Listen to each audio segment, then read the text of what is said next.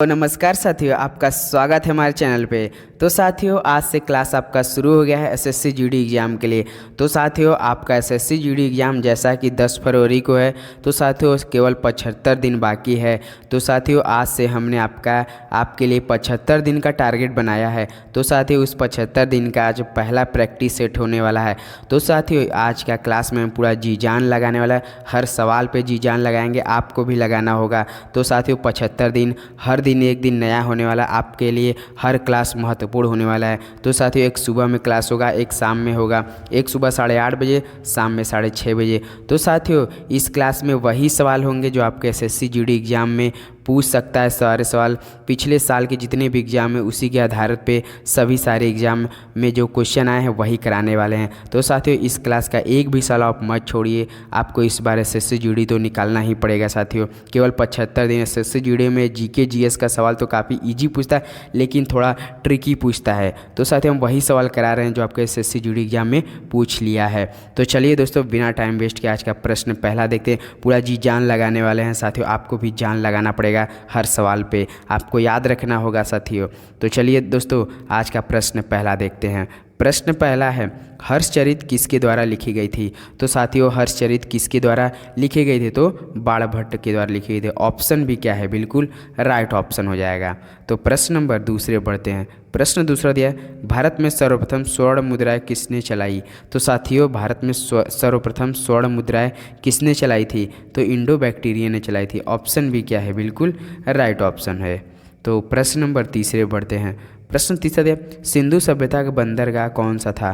तो साथियों, सिंधु सभ्यता का बंदरगाह कौन सा था? तो आपका लोथल था। ऑप्शन भी क्या है? लोथल बिल्कुल राइट ऑप्शन है। तो प्रश्न नंबर चौथे पढ़ते हैं। प्रश्न 4 है, भारत के संविधान का निर्माता किसे माना जाता है? तो साथियों, भारत के संविधान का निर्माता किसे माना जाता है? तो BR अम्बेडकर जी, मतलब भीमराव अम्बेडकर जी को माना जाता है। ऑप्शन भी बिल्कुल राइट ऑप्शन है।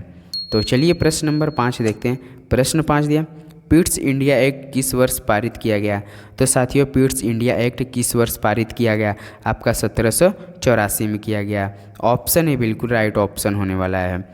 तो चलिए प्रश्न नंबर 6 पे देखते हैं। साथियों देखिए, बिना टाइम वेस्ट हम केवल प्रश्न में आपसे बात बिल्कुल भी नहीं करेंगे। केवल 75 दिन कब निकल जाएगा आपको पता नहीं चले। केवल साथियों, इस क्लास में प्रश्न टू प्रश्न होगा, वही सवाल हो रहे हैं दोस्तों जो आपके एसएससी जीडी में पूछा है साथियों।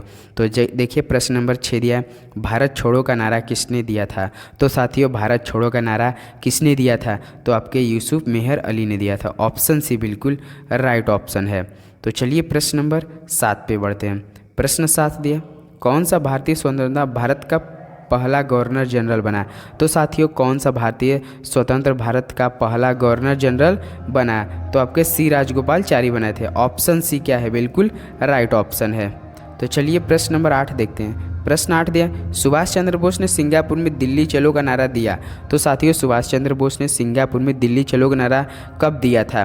तो ये दिया था आपका 1943 में। ऑप्शन भी क्या है? बिल्कुल राइट ऑप्शन है। तो प्रश्न नंबर 9 देखते हैं। भूदान आंदोलन किसने प्रारंभ किया था? तो साथियों, भूदान आंदोलन किसने प्रारंभ किया था? तो आपके किया था विनोबा भावे ने। ऑप्शन सी बिल्कुल राइट ऑप्शन है। प्रश्न नंबर 10 देखते हैं। भारत में सरकार की संसदीय प्रणाली कहाँ से ग्रहण की गई है? तो साथियों, भारत में सरकार की संसदीय प्रणाली कहाँ से ग्रहण की गई है? तो आपके किए गए ब्रिटिश संविधान से। ऑप्शन सी बिल्कुल राइट ऑप्शन है। तो चलिए प्रश्न नंबर 11 देखते हैं।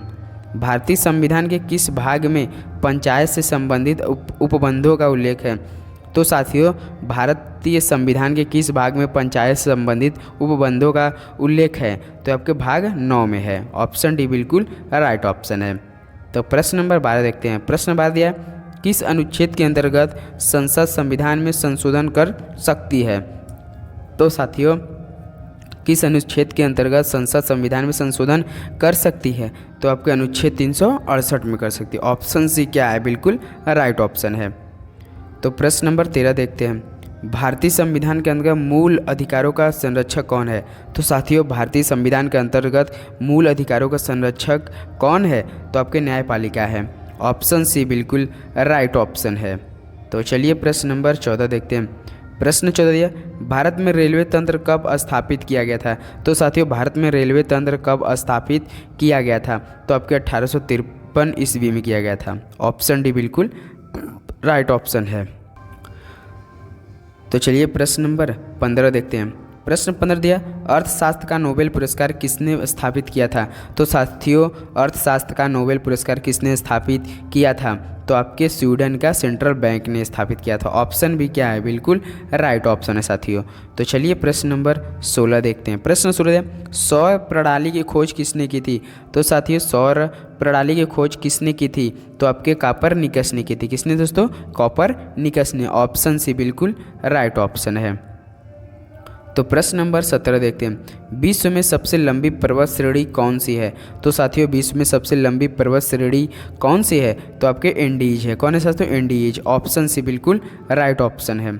तो प्रश्न नंबर 18 देखते हैं, विश्व का सबसे ऊंचा जलप्रपात है? तो साथियों विश्व का सबसे ऊंचा जलप्रपात कौन सा है?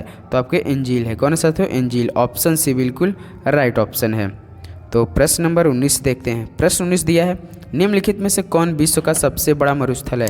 तो साथियों आपको बताना है विश्व का सबसे बड़ा मरुस्थल कौन सा होता है? तो सहारा है। ऑप्शन सी क्या है? बिल्कुल राइट ऑप्शन है। तो प्रश्न नंबर 20 देखते हैं, निम्नलिखित में से किस देश में अमेजन नदी बहती है? तो साथियों किस देश में से अमेजन नदी बहती है? किस देश में से अमेजन नदी बहती है साथियों? तो ब्राज़ील देश से बहती है। ऑप्शन सी क्या है? बिल्कुल राइट ऑप्शन है साथियों। तो प्रश्न नंबर 21 देखते हैं, निम्नलिखित में से कौन सा बांग्लादेश का एक बंदरगाह है? तो साथियों निम्नलिखित में से कौन सा बांग्लादेश का एक बंदरगाह है? तो चटगांव है। कौन है साथियों? चटगांव। ऑप्शन सी बिल्कुल राइट ऑप्शन है। तो चलिए प्रश्न नंबर 22 पे बढ़ते हैं। प्रश्न 22 दिया, कुचिपुड़ी किस राज्य की नृत्य शैली है? तो साथियों कुचिपुड़ी किस राज्य की नृत्य शैली है? तो आपके आंध्र प्रदेश का है। कहाँ साथियों का? आंध्र प्रदेश का। ऑप्शन बी बिल्कुल राइट ऑप्शन है। तो प्रश्न नंबर 23 देखते हैं, कथकली नृत्य किस राज्य से संबंध है? तो साथियों कथकली नृत्य रूप किस राज्य से संबंधित है? तो ये आपका केरल से। कहाँ साथियों? केरल से कथकली। ऑप्शन ए बिल्कुल राइट ऑप्शन है। तो प्रश्न नंबर 24 देखते हैं साथियों। प्रश्न 24 है, श्रीलंका के राष्ट्रीय खेल की पहचान कीजिए। तो साथियों आपको बताना है श्रीलंका के राष्ट्रीय खेल की पहचान करना है आपको। तो कौन सा साथियों? तो आपका वॉलीबॉल होता है। तो ऑप्शन भी बिल्कुल राइट ऑप्शन है। तो चलिए दोस्तों प्रश्न नंबर 25 देखते हैं, कोपा कप किस खेल से संबंधित है? तो साथियों आपको बताना है कोपा कप किस खेल से संबंधित।